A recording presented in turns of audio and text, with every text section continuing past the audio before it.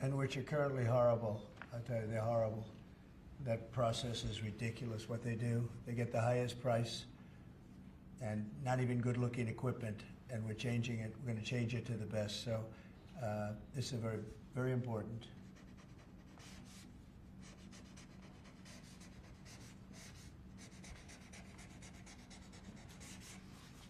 I want to say hello to Brooke.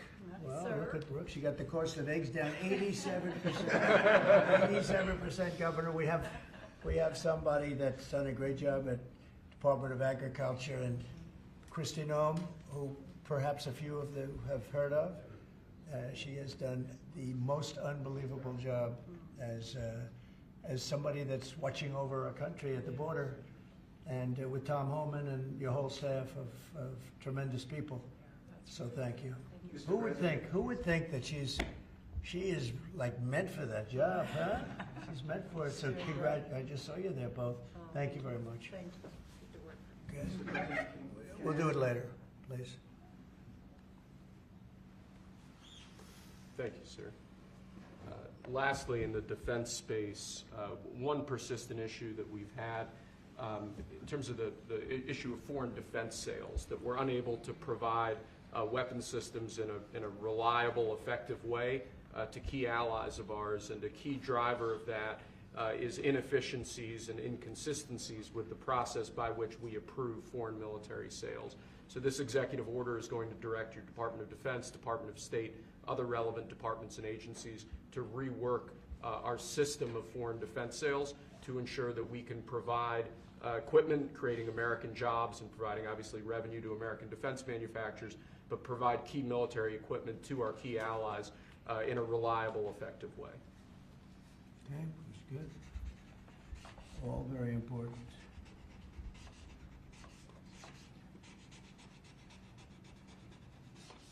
Okay? Because our budget is just about approved, and it's a big budget, and we want to spend the money properly, get the best equipment in the world. We rebuilt our military during my first term, rebuilt it entirely, beautiful. And then some was given away to Afghanistan so stupidly, the most embarrassing day in the history of our country, I think. But it's still, we have to fix it up a little bit, and that's what we're going to do. We're going to do a good job of it too. Thank you. Next up, sir, we have a series of executive orders and a memorandum all relating to deregulation, which has obviously been a major priority of your administration. The first of these is an executive order. The Biden administration launched what you've called a war on showers. They had certain regulations that basically killed the water pressure of showers and other water appliances. You can say it. Go ahead. What are the appliances? I mean, it's everything, sir. Sinks and toilets. Dishwashers, toilets, sinks. But the shower heads are a huge deal. There's no water. You don't get water. It's ridiculous. So with this executive order, we're effectively going to be reversing that set of regulations to ensure that Americans have choice in the consumer market. If they want a low-flow shower head, they can buy one. If they want a real deal shower head, they should have the ability to get one. If you buy a new house, you pay a lot of money, and the developers, you're not allowed to do anything more. They put restrictors on. They used to have a restrictor where you could take it out, but now they weld it in. And you take a shower or wash your hands, whatever you do, including dishwashers where no water comes out. But you wash your hands, and in my case, I like to take a nice shower to take care of my beautiful hair. And I have to stand under the shower for 15 minutes till it gets wet. It comes out drip, drip, drip. It's ridiculous. And what you do is you end up washing your hands 5 times longer. It's the same water. And we're going to open it up so that people can live, and we're going to hopefully have Congress approve it so it's memorialized.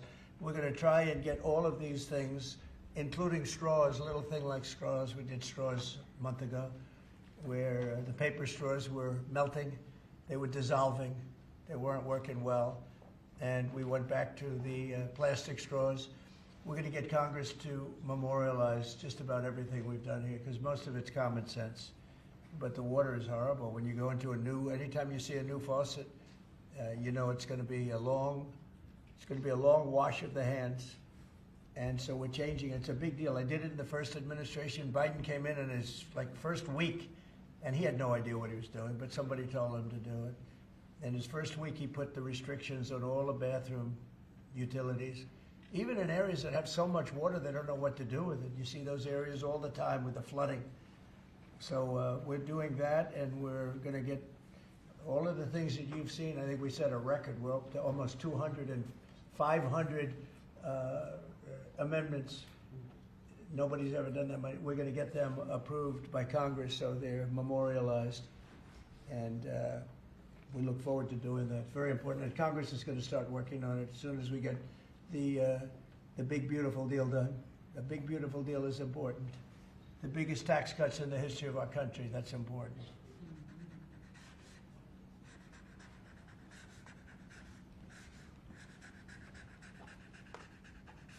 Okay.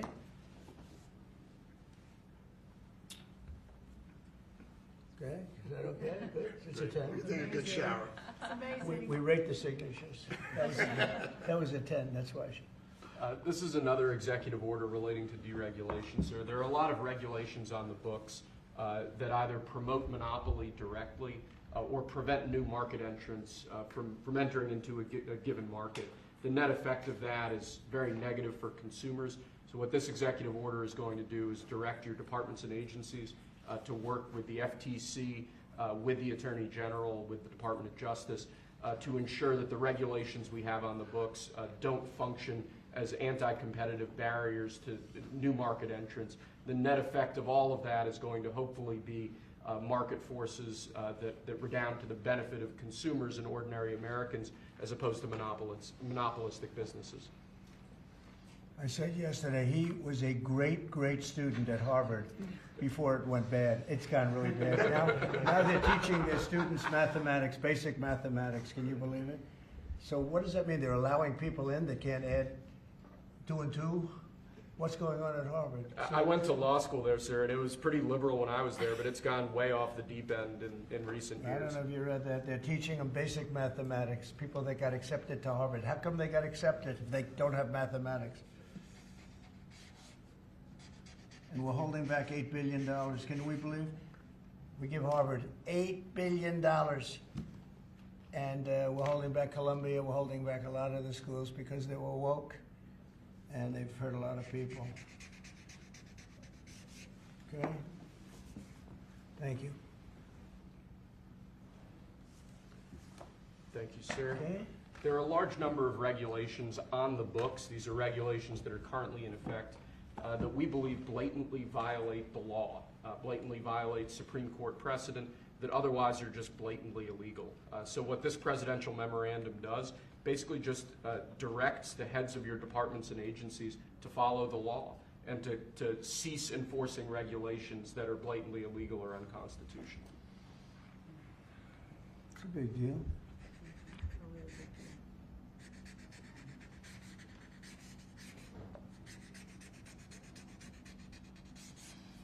It's really very important that we get these memorialized Yes, sir. in Congress.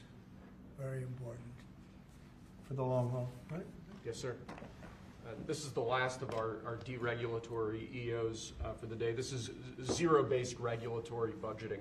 The idea here is that over time, regulations accumulate on the books and in the Federal Register, and people aren't taking a close, detailed look at what's on the books and clearing them out as times change or as regulations become dated or ineffective. What this executive order is going to require is each of your departments and agencies to scrutinize on a continuing rolling basis all of the regulations they actually have on the books and sunset those that either no longer serve a purpose or the departments and agencies can't identify a specific reason for keeping them active. Okay?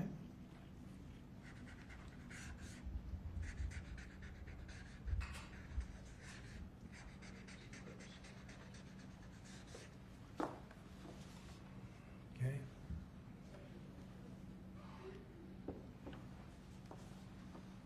Thank you, sir. Sir, you've taken action against a number of law firms that have in one way or another been involved in the weaponization of government or actions of lawfare. One of those law firms is Sussman Godfrey, similar to what we've done previously with other law firms. This is an executive order that takes certain measures against Sussman Godfrey to ensure that they can't access government resources, government buildings, scrutinizing certain aspects of their practices as a law firm, given their previous activities.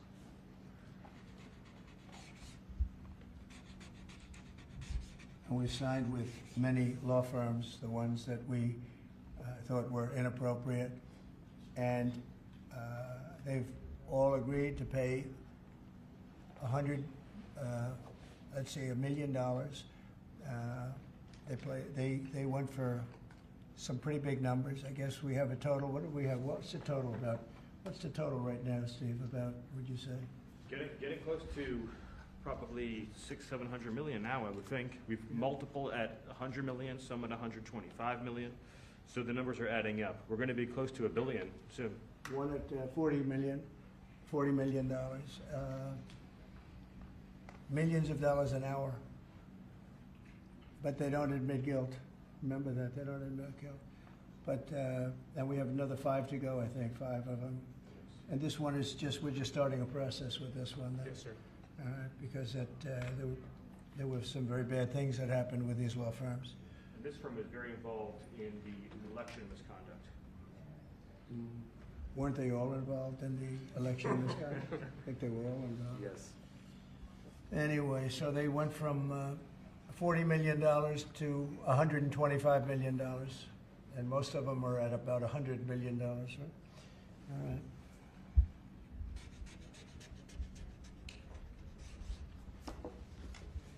Thank you. Thank you, sir. The next presidential memorandum we have for you relates to Miles Taylor. You may recall that Miles Taylor served in the Department of Homeland Security during your previous administration. In his capacity with the Department of Homeland Security, he leaked classified information. He wrote a book under the pseudonym Anonymous, making outrageous claims both about your administration and about others in it. What this presidential memorandum is going to do, one, it's going to strip any active clearance that he has in light of his past activities involving classified information. It's also going to order the Department of Justice to investigate his activities to see what else might come up in that context, given his egregious behavior during your previous administration. And I had no idea who this guy was. I had no idea.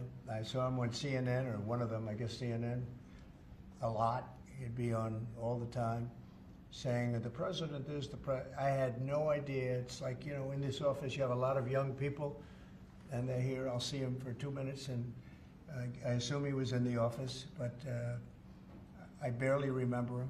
Barely remember him. It was somebody that went out and wrote a book and said all sorts of terrible things that were all lies, and it was like he was this gentleman or that gentleman, like I dealt with him all the time. I had no idea who this guy. I said, who the hell is Miles Taylor? And he made a living on going on CNN talking about the president. And I think what he did, he wrote a book, Anonymous, said all sorts of lies, bad things. And I think it's like a traitor. It's like spying. He walks into the office. He's supposed to be sitting here. A lot of people, you know, I'll be here and there'll be 20 people standing in the room. There'll be oftentimes young people in the office. I assume he was one of them at least.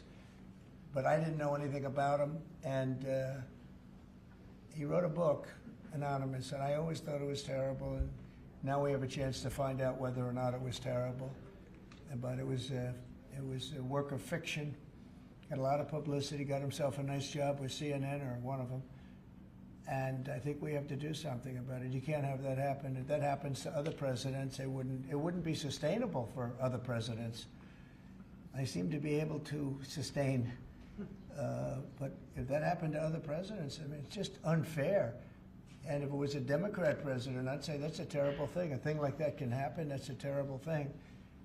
And it's time to find out whether or not somebody can do that. Can they write a book about very confidential meetings, and you know, because they happen to be one of a lot of people in a room, and they go out and write a book, and worse than that, call it anonymous, like it's a big deal, and everybody's saying, who is it, who is it, who is it? Then it was found out who he was a long time later, and he got a lot of publicity off that one. He's like a promoter.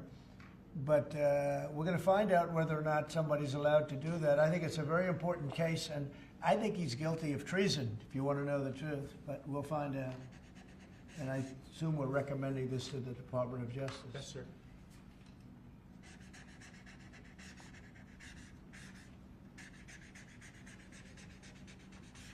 Okay, good. Terrible guy. Similarly, sir, Christopher Krebs, the former head of CISA. This is a man who weaponized his position against free speech in the election context, in the context of COVID-19. This is it's a similar presidential memorandum to the one you just signed.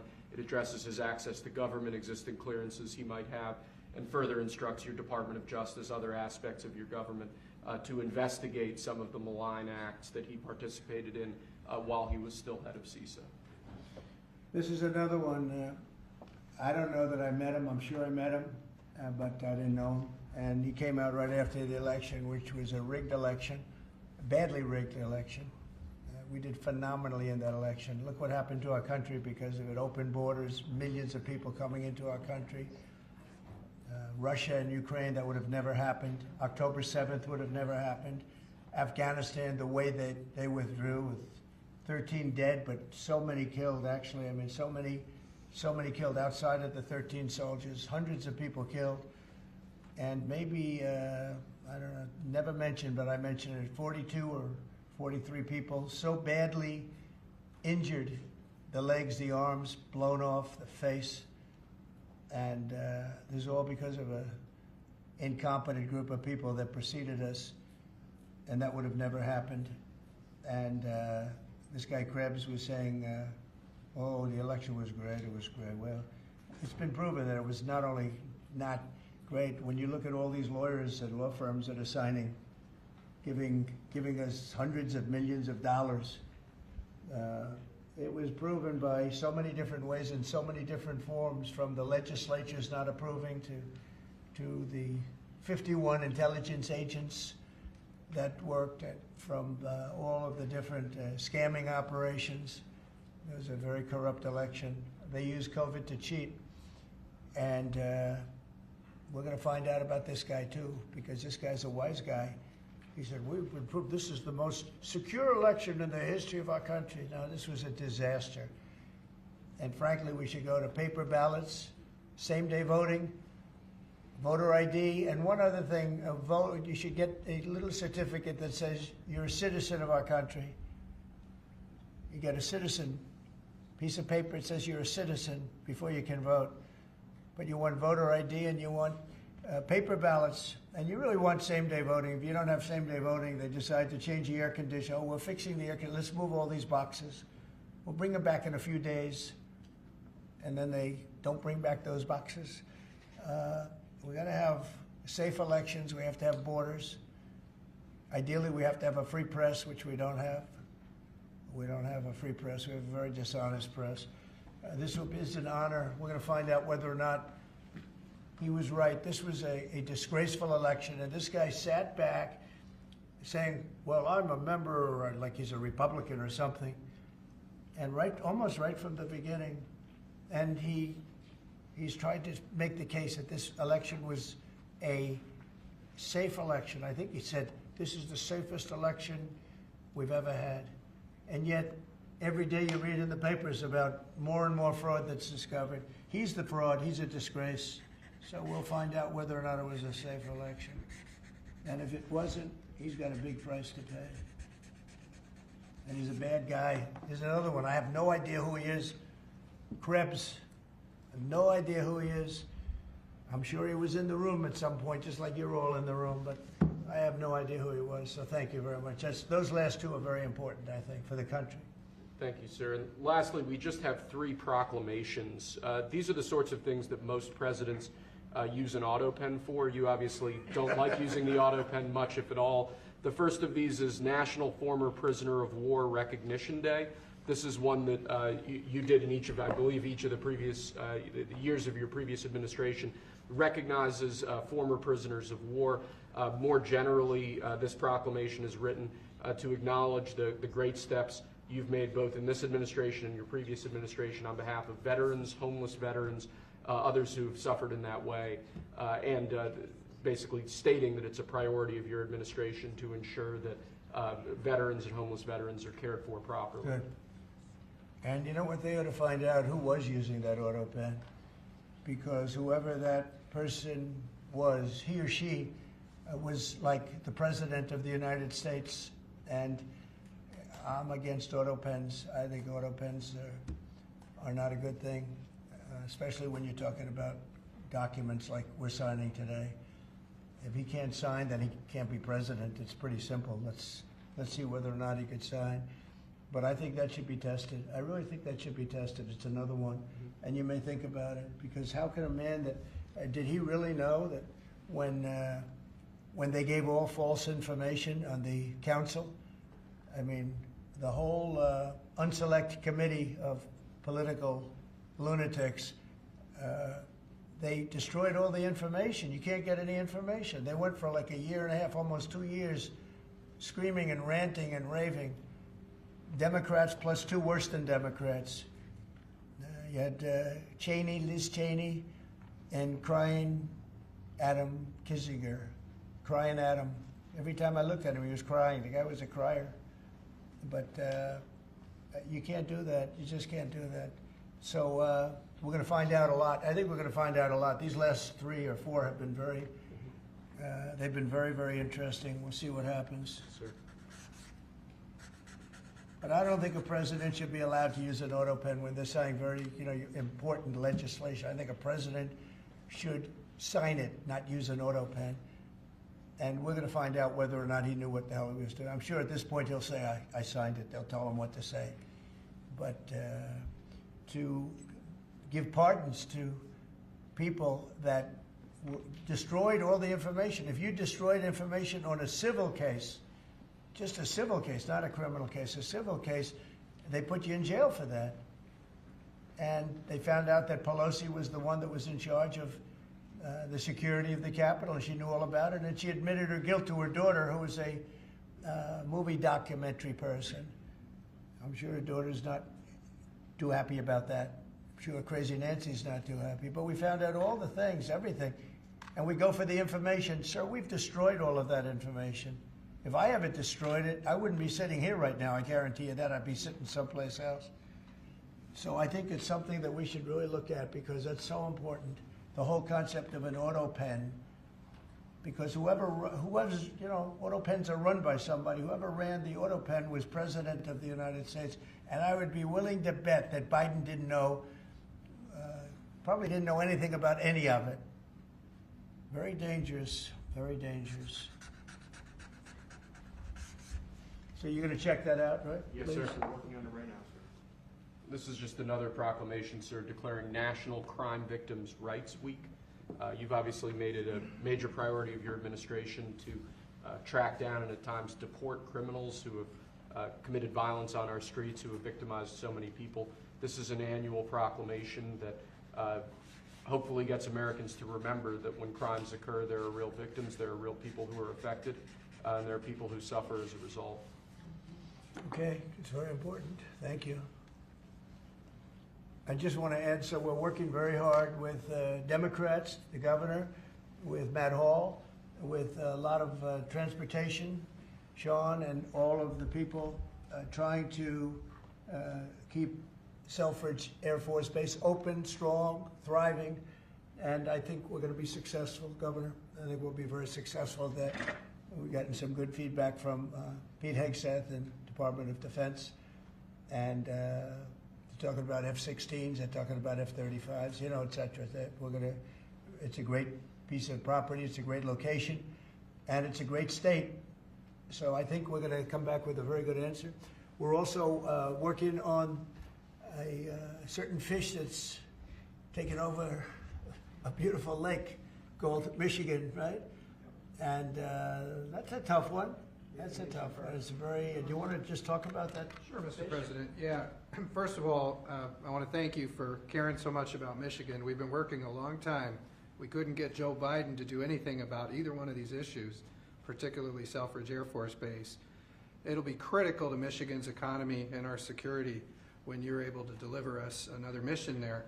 But on the Asian carp, for years, when Obama was there, we could never get anyone to do anything about this invasive species that's going to destroy our Great Lakes. You know how important recreational fishing and so much of that is to our state.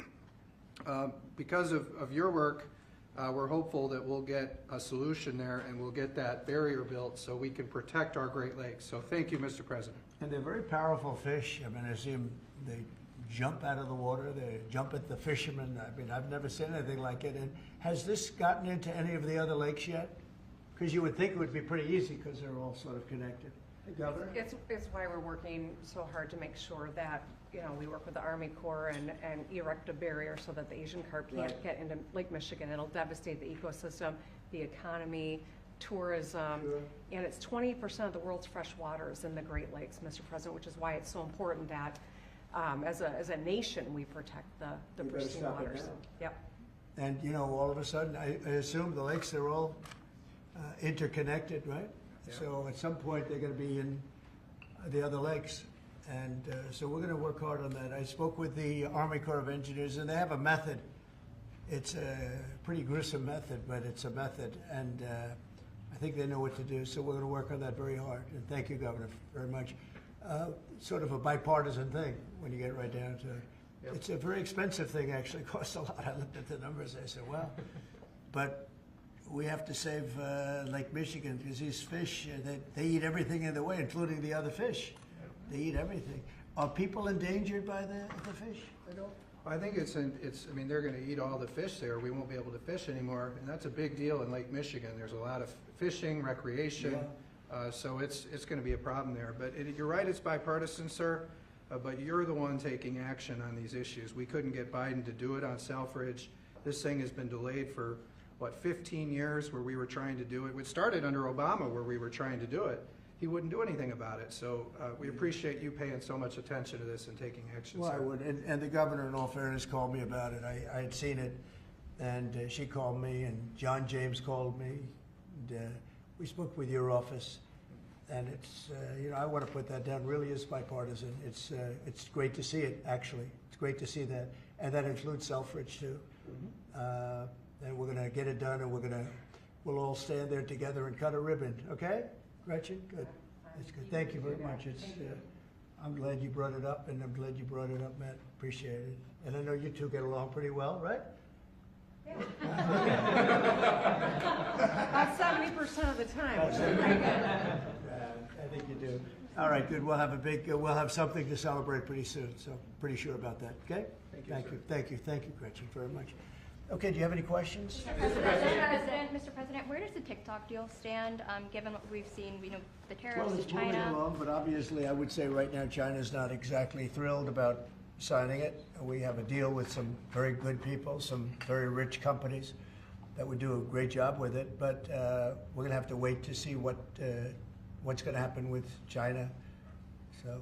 Mr. President, still on the table? No, it's on the table very much. I think China's gonna wanna do it, actually. Mr. President, Can you explain more of what you believe is the end game with China? Are you waiting for President Xi to blink? How do you think this is all going to be resolved? Look, for years we've been ripped off and taken advantage of by China and others, in all fairness, but by China, that's the big one.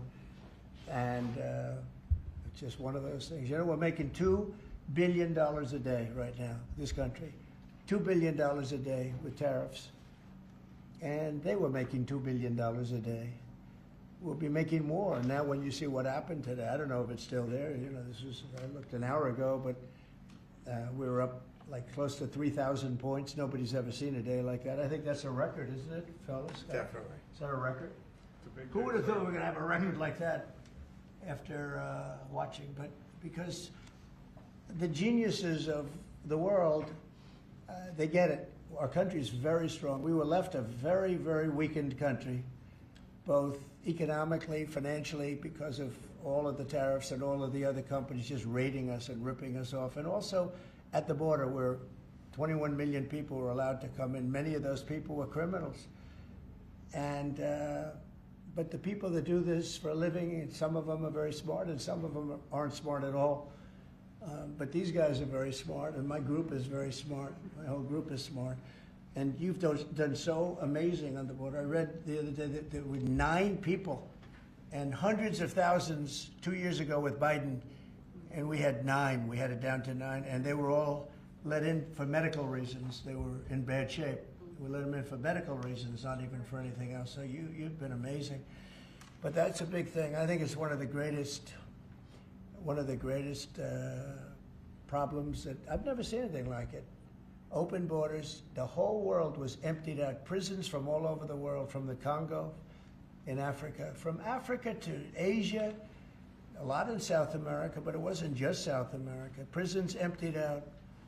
And I said it outside with the drivers before, but El Salvador has been amazing, a job that the president's done. He's coming to see me next week, and we look forward to that. But that's really been amazing. Yes? Mr. President, the EU also announced increases in tariffs today.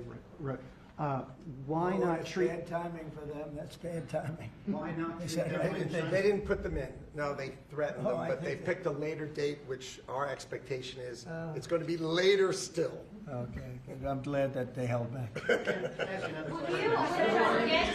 said you were watching the market. If this was the strategy all along to bring them to the table, why did you instruct or advise, or maybe they did it on their own, some of your top aides to say this is not a negotiation, to hold the line, that they were going to hold the line, that you were not going to change Well, your a lot mind? of times it's not a negotiation until it is, and that happens. And, you know, I said outside that you have to have flexibility to do it right, and that's what we have.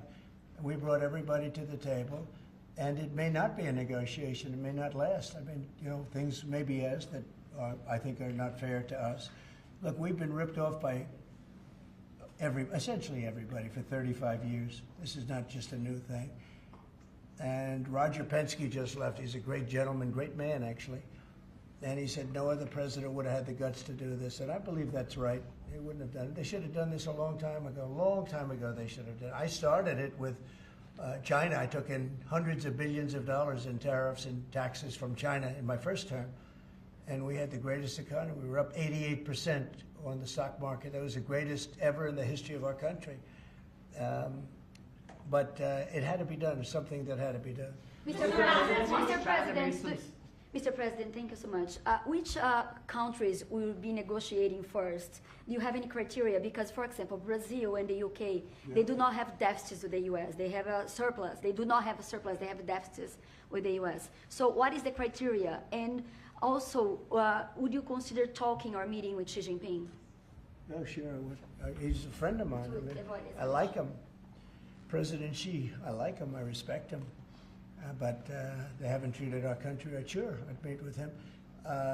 On the other countries, we have Japan is here, and South Korea is here, and others are here, and we're trying to see them. It's, from what I hear, it's much more than 75. I said 75 plus. So many. It's everybody wants to make a deal, actually, and you know we want to do what's right for our country. We also want to do what's right for the world. The world is important. I mean, you know, it's the world, right? And I think we're going to make a lot of people very happy. And I think investing in the United States of America will be the greatest investment that anybody's ever made. Mr. President, can you still expect to see the sectoral tariffs, so the pharmaceuticals, steel, is that something you're still considering moving forward Yeah, with? well, I will be because we want them coming back. You know, we realized during COVID that we don't make our drugs and our pharmaceuticals in this country. So I realized that, and it was a big realization. We had to go to China to get drugs. We had to go to other places. I won't even mention the names, but we had to go to other places. We don't make it, and that's because we let them leave. And now if they want to come back, we're going to put tariffs on the pharmaceutical companies, and they're going to all want to come back. They're going to come back. I'm not going to pay them any money like Biden with the chip deal. That chip deal was horrible. They give billions and billions of dollars to chip companies. All they have is money. They have so much money.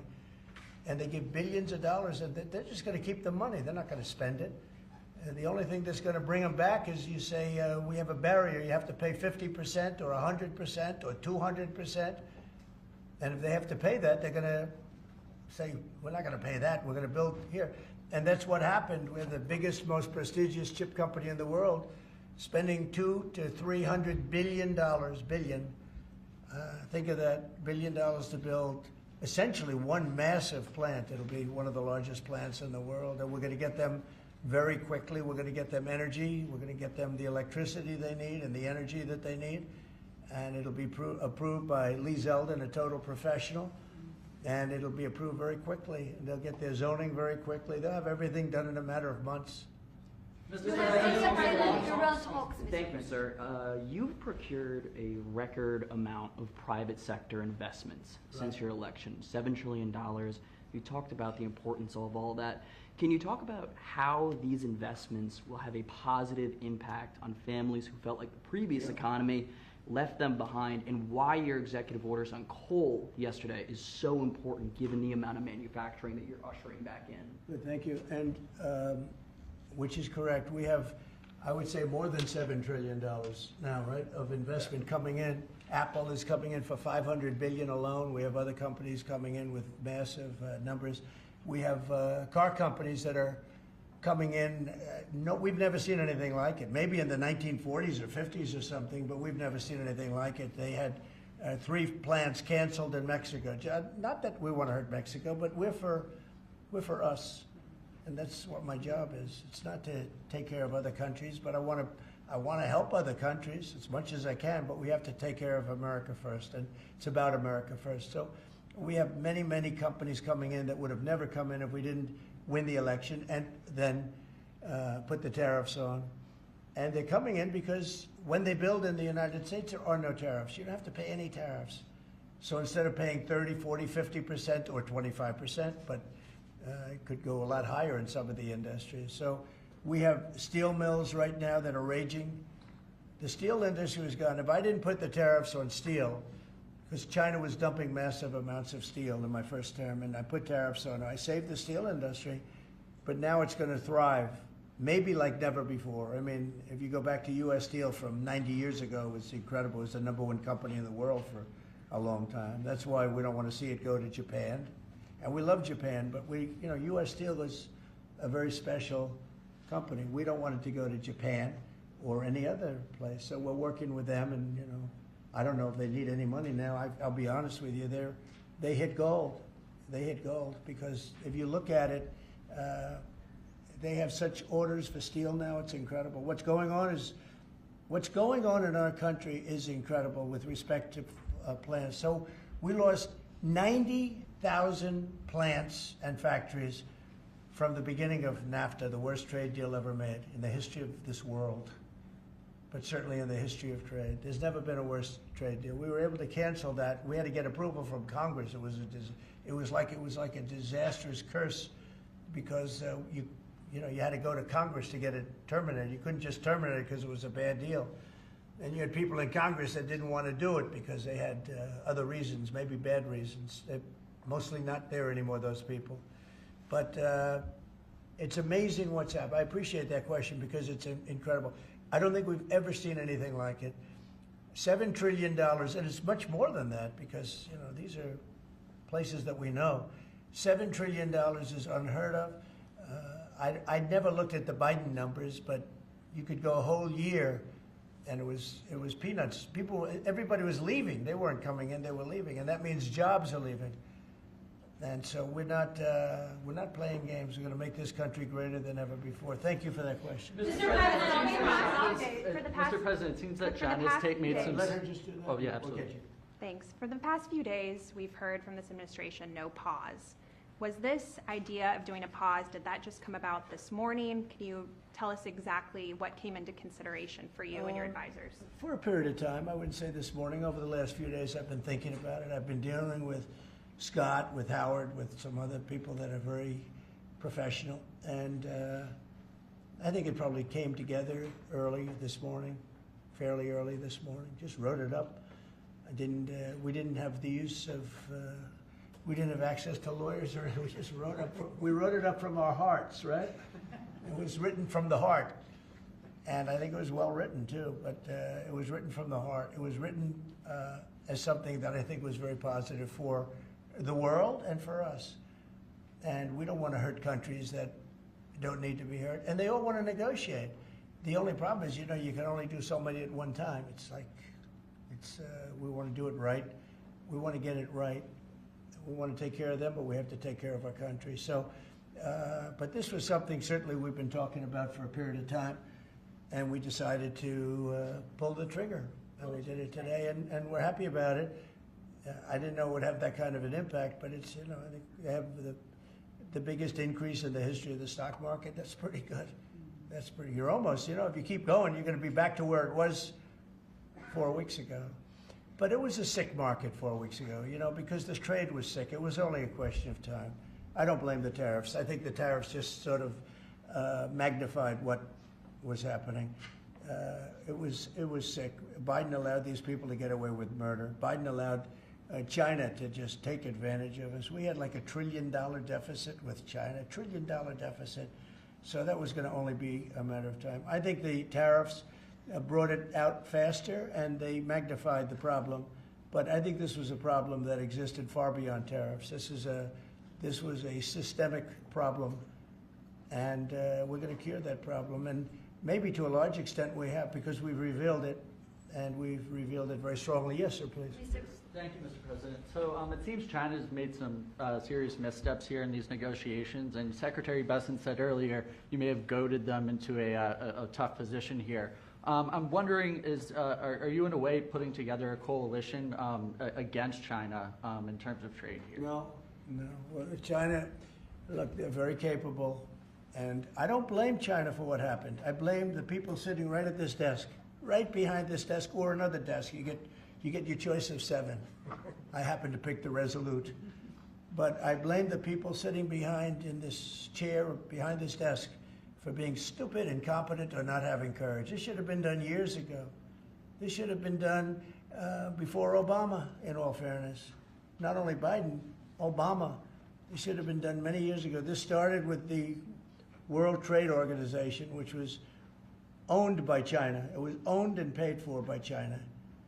They didn't even have to do things. They considered them a nation that was undeveloped. They said they were a developing nation. Well, we're a developing nation too, if you think about it. Look at our inner cities. Look at what's happened. I think we're starting from ground zero there, right? So we're a developing nation too. No, I don't. I know it's a lot of people would take heat for saying it, but I blame the people sitting at this desk more than I blame China. If China can get away with what they got away with taking hundreds of billions and trillions of dollars right out of our pocket because our people here were stupid, they were stupid people. Maybe corrupt, I don't know. I don't know how you can be that stupid. How do you get to be president and you're stupid? But they certainly weren't courageous. And they allowed this to happen. And with Japan and with many other countries that took advantage of us. I mean, we had deficits with almost every country. I used to read these things. The first term I'd read them. I'd actually read the agreements. I'd say, how could anybody agree to this stuff? So certainly they were rough, and they were tough, and they were smart. And you can blame them, but I really blame the people that allowed them to do it, because if you could read first grade and you could read these agreements, you'd say, these are terrible deals. I actually used to say, who would allow deals like this to be made for our country? And maybe it's people that didn't care. Maybe it's people that weren't courageous. Maybe it's people that were corrupt. I don't know. But I blame those people more than I blame anybody else. Mr. President, you've been very specific in saying that you would like the EU to purchase U.S. energy. Is there something specific that you would like China to do? Well, you'll be hearing about that, yeah. There are a lot of things I'd like China to do. Are there some examples? There are a lot of things that I want China to do, and I'll be telling China what that is. Not you, but I'll be telling China. Mr. President, on Iran, you said the other day that if they do not agree to a potential nuclear deal, that it would be very dangerous for them. What specifically? Well, they did you can't have mean? a nuclear weapon. Did you mean military action, though, if they don't agree? Oh, if necessary? Absolutely, yeah. And do you have a deadline for these Yeah, talks? I do. And You're talking about with Iran? Yes. Yeah, I They're do. saying it's not Do you have something debatable. definitive this weekend, or do you see this as the start of a process? It's a start. Do you have a timeline? We have a little time, but we don't have much time, Who is starting the because we're not going to let them have a nuclear weapon. Is Can't it let them have a awkward to nuclear be weapon. there, Mr. President? And we're going to let them thrive. I want them to thrive. I want Iran to be great. The only thing they can't have is a nuclear weapon. They understand that. When is You know, the people are so incredible in Iran, and they're so smart. They're very smart people, but you know they're in a rough situation, rough regime. But they understand, and the leaders understand. And I'm not asking for much. I don't. They can't have a nuclear weapon, and I've said that. And I was a little bit surprised because when the election was rigged, I figured they'd get the weapon because with me they were broke. They were broke. They had no money because of the sanctions. Nobody could buy oil.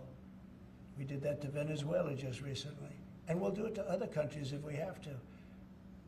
I want to see Russia and Ukraine make a deal. They got to make a deal. When schools get blown up and bad things happen, like I'm hearing about, it's no good. I hope we're going to make a deal with Russia and Ukraine. But with Iran, yeah, if it requires military, we're going to have military. Israel will obviously be very much involved in that. He'll be the leader of that. But nobody leads us. We do what we want to do. When would the clock run out on the talks? When would the talks need to conclude before you might do military? I can't really be specific, but you know, when you start talks, you know if they're going along well or not. And I would say the conclusion would be when I think they're not going along well. So that's just a feeling. Mr. President, on the subject of U.S. troops stationed in Europe, do you have any plans to reduce the number of U.S. troops in Europe or in other NATO countries? Well, good. I mean, it depends. We pay for military over in Europe. You know, we don't get reimbursed by much. South Korea too. So it'll be one of the things we discuss. That's unrelated to trade, but I think we'll make it part of it because it makes sense. Be nice to wrap it all up in one package for each country. You know, it's nice and clean, and we have plenty of law firms. These are great law firms that we signed with, the best. And I think part of the way I'll spend some of the money that we're getting from the law firms, you know, in terms of their legal time, will be, if we can do it, I think we can do it, using these great law firms to represent us with regard to the many, many countries that we'll be dealing with. We'll have good lawyers representing us, but we want to have good lawyers, and these are the best, considered the best lawyers in the world, right? I mean, considered the best in the world. I don't know. They just went off a little bit. Mr. President, two questions. On Iran, do you have an update on who will be participating or conducting these conversations? Will Witkoff be there on Saturday for these direct talks? And on China, some economists are saying that right now is technically embargo on China with 125% tariffs. Are you concerned of escalation beyond the trade war with China? No, I'm not concerned. I think President Xi is a very smart guy, and I think we'll end up making a very good deal for both. But, you know, we've been treated so badly for so many years. Again, we allowed that to happen. We've been treated so badly for so many years. But, no, I don't expect that. I think President Xi is one of the very smart people of the world, and I don't think he'd allow that to happen. And we're very powerful. This country is very powerful. Let me tell you, it's far more powerful than people understand. We have weaponry that nobody has any idea what it is, and it is the most powerful weapons in the world that we have. More powerful than anybody even, not even close.